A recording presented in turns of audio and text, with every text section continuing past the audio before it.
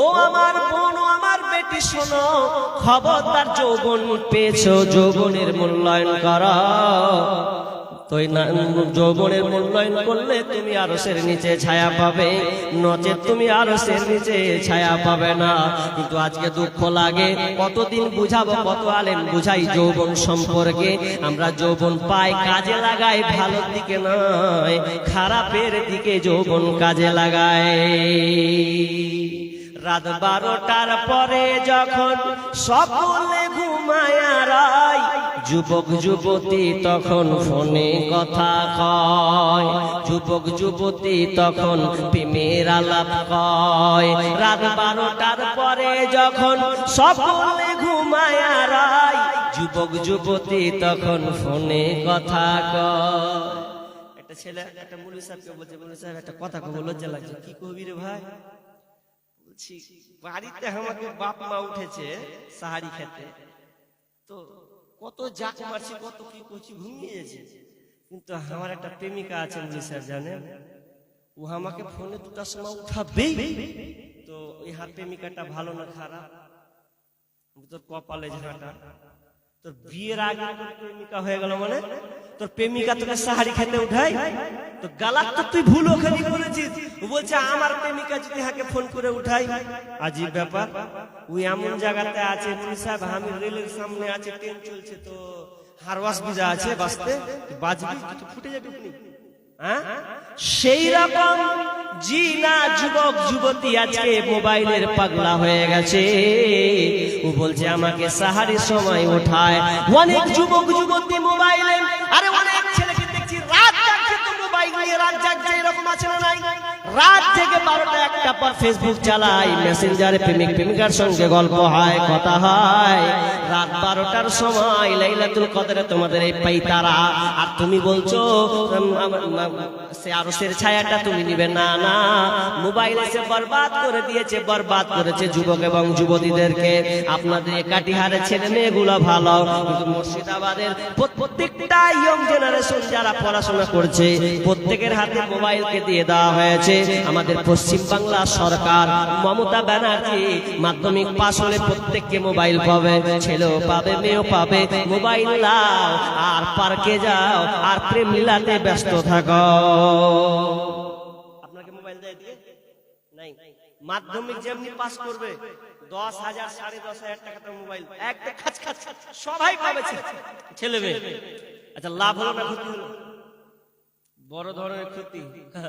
শেষ আর পড়াশোনা করবে? জামানা মোবাইলে খাইছে, জামানা ফেসবুকে বয়সের ছেলে মেয়ে প্রেমে জড়াইছে, জামানা মোবাইলে খাইছে, জামানা ফেসবুকে খাইছে। সকাল বেলা বাবা বলে যাস রে কোথায়, বাবার কথা শোনার মতো সময় যে আর নাই। রাস্তার পাশে বসে বসে ছেলেরা, রাস্তার পাশে বসে বসে ফ্রি ফায়ার খেলছে, জামানা মোবাইলে খাইছে, জামানা ফেসবুকে খাইছে। অল্প বয়সের ছেলে মেয়ে প্রেমে জড়াইছে, জামানা মোবাইলে খাইছে, জামানা মেসেঞ্জারে খাইছে। বিবাহিতা মেয়ে যখন ফেসবুকে ঢোকে, হ্যান্ডসাম ছেলে দেখে সে তো প্রেমে পড়ে। আপনাকে এদিকে বিয়েদারি মেয়ে পালায় পালায় পালাই না? এই বলছে পালাই না। খবর আছে কাটিহার করলে কি হবে? খবর আছে কাটিহার মধ্যে 2-3টা পালাচ্ছে। এটা 1 বছর নয়, 2-3 মাসের গল্প বলছি।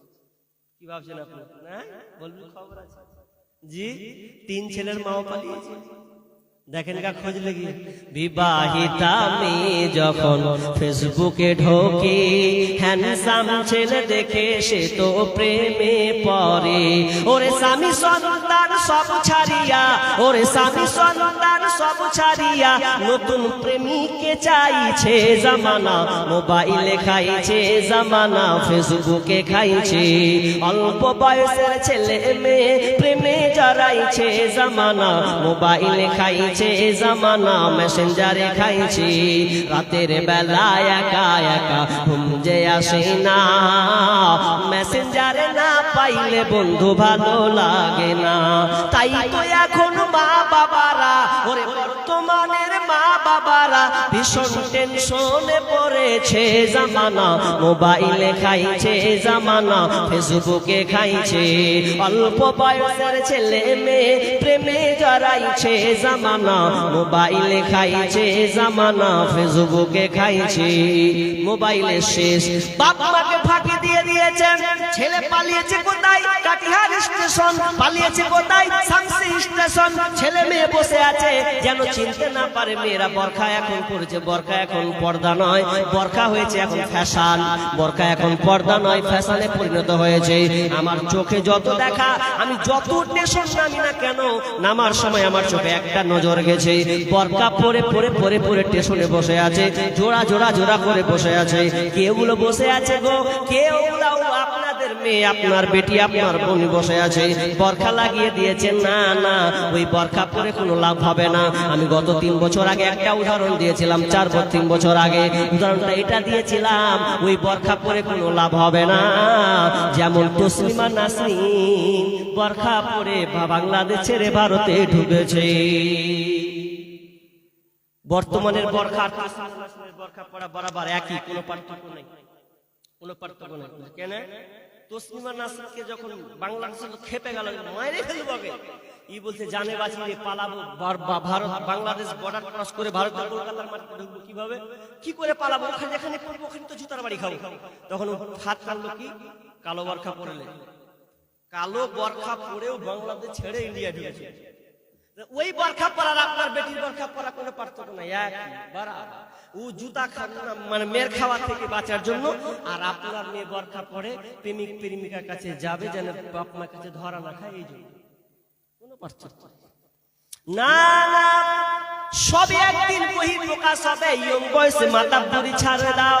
কারণ বিশ্বনবী বলেছেন লা তাজালু কদামু ইবনি আদম ইয়াউমাল কিয়ামাতি মিন ইনদি হাত্তা ইসআল আন খামসিন। কিয়ামতের ময়দানে অতক্ষণ পর্যন্ত আদমের সন্তানের পা নড়াচড়া করবে না যতক্ষণ না তাকে 5টা প্রশ্নের সম্মুখীন না হতে হবে। 5টা প্রশ্ন যতক্ষণ না তাকে করা হবে ততক্ষণ পর্যন্ত ওর পা একটু নড়াচড়া করবে না। তার মধ্যে 1 নম্বর হলো আন উমুরিহি ফিমা আফনাহু, তোমার জীবনটাকে তুমি কেমন ভাবে অতিবাহিত করেছো, 60 বছরের জিন্দেগি তুমি পেয়েছো, কিভাবে কাটিয়েছো হিসাব দাও, তারপরে নড়াও, তারপরে সরে যাও। যতক্ষণ পর্যন্ত হিসাব না দিতে পারবে ততক্ষণ পর্যন্ত আপনার পা নড়াচড়া হবে না। আন উমুরিহি ফিমা আফনাহু ওয়া আন শাবাবিহি ফিমা আবলাহু। 2 নম্বর প্রশ্ন করা হবে, তুমি তোমার যৌবনটাকে কেমন করে পার করেছো, যৌবন সম্পর্কে জিজ্ঞাসা করা হবে। যখন বলা হবে বলো তুমি অমুক জায়গায় ছিলে, অমুক জায়গায় পার্কের মধ্যে ছিলে, অমুক জায়গায় রাত 1টার সময় সেখানে হাজির হয়েছিলে, কোন জায়গা তোমরা দুজনে ছিলে, কেমন করে কাটিয়েছো, সেই হিসাবটা তোমরা বুঝিয়ে দাও। সেদিন আল্লাহ সুবহানাহু ওয়া তাআলা কিয়ামতের ময়দানে যুবক তার যৌবন সম্পর্কে জিজ্ঞাসা করা হবে, তোমার যৌবনটাকে কেমন করে কাটিয়েছো। এই জন্য সার কথা, শেষ কথা, যৌবনের ঘটনা সেখান থেকে ক্লিয়ার করে দিলাম। আমি ছেলে মেয়ে ভাই বোন যারা ইয়ং আছেন তাদেরকে বলছি, আমি যেহেতু ইয়ং এই জন্য আমি বলছি, বোন রে খবরদার, যৌবন বয়স পেয়েছ, আল্লাহ রাস্তায় তুমি কাটাও, কোনো বদমেজাজি খারাপ উচ্চার তোমার জীবনটাকে নষ্ট করো না। কারণ তুমি দামি একটা প্রোডাক্ট, আল্লাহ তোমাকে দামি করে পৃথিবীতে বানিয়েছেন। তোমার পেটটা যদি ভালো হয়, তোমার পেটটা ফ্যাক্টরিটা যদি ভালো হয়, দুনিয়াতে তুমি ভালো সন্তান পাবে। আর যদি তুমি গোলমাল করে দাও, জীবনে আল্লাহ তোমার পেট দিয়ে কোনো আল্লাহওয়ালা মানুষ দেবে না, ভালো নিষ্ঠাবান মানুষ আল্লাহ তোমাকে দেবে না। বদ শয়তান বেটা বেটি পয়দা হবে, সেদিন তুমি মাথা ঠুকবে। অতএব যৌবনে তুমি মূল্যায়ন করো। যুবক তোমাকে বলছি, তুমি যদি ভালো বাপ হতে চাও, ভালো মানুষ সন্তান নিতে চাও, তাহলে তোমার যৌবনটাকে তুমি আল্লাহ রাস্তায় কাটিয়ে দাও। খবরদার নারীর পাল্লায় পড়ে তোমার যৌবনকে তুমি নষ্ট করিও না। বুঝবে একদিন ঠেলা, তবে কামিয়াব কে? বিচারের ময়দানে আরশের নিচে ছায়া 2 নম্বরের লিস্টে থাকবে কে? ওয়াশাকুন নাশাআ ফি ইবাদাতি রাব্বি। যেই যুবকটা তার যৌবনকে আল্লাহ রাস্তায় কাটিয়ে দিয়েছে। জি ভাই, দুই নম্বর আপনাদেরকে আমি বলে দিলাম। কত দূর নিয়ে গেলাম? জি 12:40 আর 20 মিনিট। 20 মিনিট পয়েন্টটি আপনাকে গণিয়ে দিচ্ছি, আর 20 মিনিট। তাহলে যৌবনটাকে আল্লাহর রাস্তায় আমাদেরকে সম্পূর্ণভাবে কাটাতে হবে। অনেক মানুষ ফতুয়া মারে। ফতুয়াটা কি মারেন জানেন? ফতুয়াটা এই দেয় যে লাইলাতুল কদর রাত জাগবো, তো এটা যার মন চাইবে সে জাগবে। কথাটা ঠিকই আছে, কিন্তু ইয়ং যুবকরা, আমরা আগে ছোটতে দেখেছি, আমাদের বয়স যখন 7, 8, 9, 10 রাত জেগেছি, তো যুবক ছেলেদেরকে অনেক দেখতে পেতাম, বিশেষ করে মুরব্বীগুলোকে দেখতে পেতাম। এখন মসজিদে ইয়ং ছেলেকে দেখতে পাওয়া যায়। আপনাকে এদিকে যায় কিনা জানি না, আমাদের নেই টোটালে। 4-3টা যে রাত জাগলাম সবই ওই হাহুর ফেইলার গুলা ঘুরছে, সব ছোট ছোট বাচ্চা ছেলে। কোনো মানে ইয়ং কোনো যুবক নেই, কোনো বৃদ্ধ কেউ নেই। কি রসাতলে চলছে, বলছে রাত না জাগলে চলবে, কিন্তু মূল সময়টা কি তুমি পাবে? সময়টা খুব কত দামি, এটা কি তুমি খোঁজ রেখেছো? জি না, যৌবনটা খুব মূল্যায়ন করতে হবে। তাহলে 2 নম্বর বলে দিলাম। 3 নম্বর কি? ওয়ারজুলুন কলবুহু মুআল্লাকুন ফিল মাসাজিদ। 3 নম্বর, যার অন্তরটা মসজিদ সঙ্গে, মসজিদে